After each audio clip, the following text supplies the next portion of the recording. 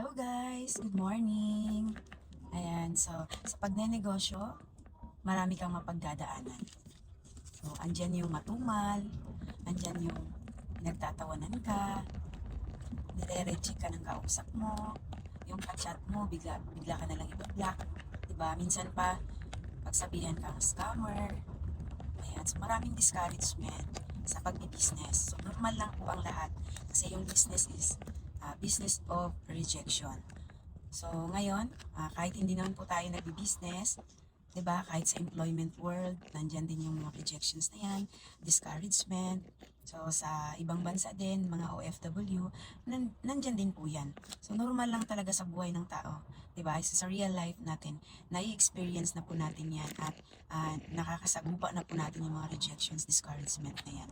So, basta tuloy lang, laban lang kasi ganun po talaga ang buhay. So, kailangan lang matatag ka, 'di ba? Para sa pangarap mo, isipin mong mabuti. Ginagawa mo ang business para sa mga pangarap mo. So, hindi po sa ibang tao. Okay?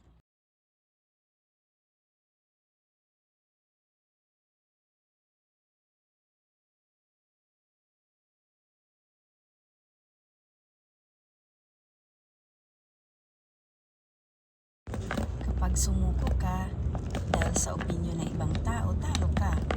Always remember, nangarap ka para sa pamilya mo, hindi para sa ibang